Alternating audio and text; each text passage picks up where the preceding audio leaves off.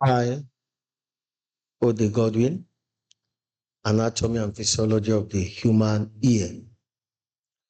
This short presentation will look at the ear and just the external ear, also known as the outer ear. That is what we'll concentrate today. After this, the next time we'll look at the subsequent part of the ear. All right, so I want to say that the ear is an organ for hearing and for balancing. It's an organ for hearing and it's also an organ for balancing. I want to say that the ear is divided into three parts. The human ear is divided into three parts. I want to say we have the outer ear, the middle ear, and the inner ear. Outer, middle, inner ear. I want to say that the outer ear is made up of two structures. The pinna, also known as the auricle, and the external auditory canal, also known as the ear canal. So either you call it the ear canal or you call it the external auditory canal. And then the middle ear is made up of the eardrum, also known as the tympanic membrane, the ossicle, which comprises that. The ossicle is the tree bone, which comprises of the malleus, the incus, and the stapes. And then we have the tympanic cavity. Then we have the eustachian tube, and then muscles. The muscles are also part of the middle ear. Then we have the inner ear, which has the cochlea and the semicircular canal. These make up the inner ear. And then we have this, which is our nerve pathways. And the nerves we have here is the vestibular nerve, the facial nerve, and the auditory nerve. Okay, so we'll only concentrate today on the outer ear. And we say the outer ear comprises of the pinna, also known as the auricle, the external auditory canal, also known as the ear canal. Those are the two places we'll concentrate in this lecture. Okay, so let's start with the external ear.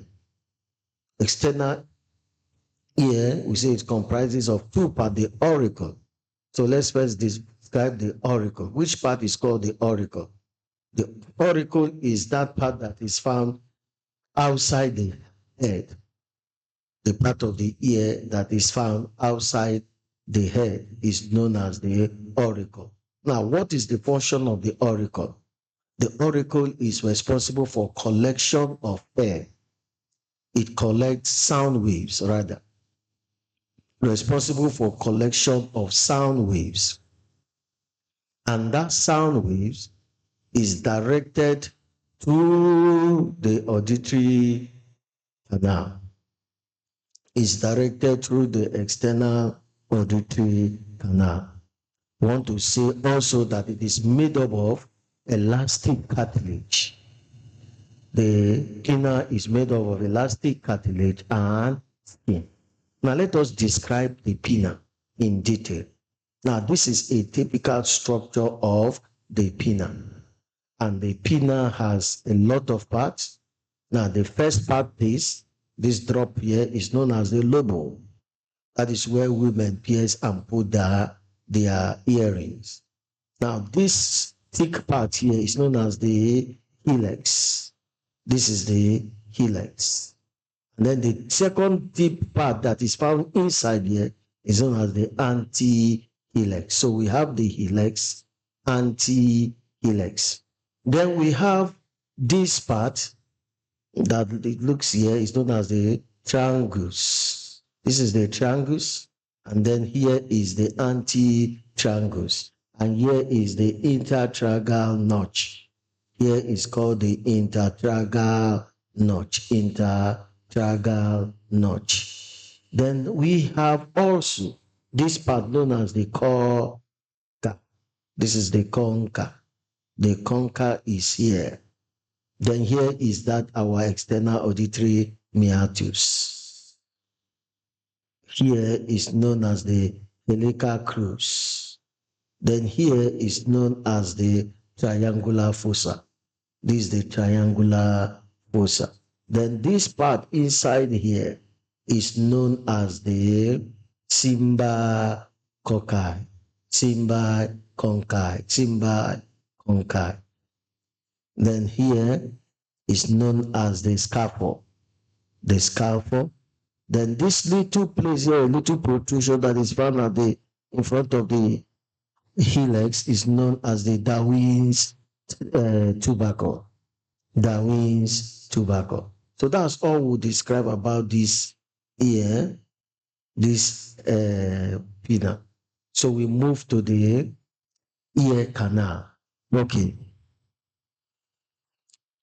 Okay, so I want to say that the ear canal, one, that it is a tubular passage that is about 2.5 centimeter long, that it extends from the auricle to the tympanic membrane, or otherwise known as the eardrum. I'm going to also say that it serves as a channel for sound wave to pass.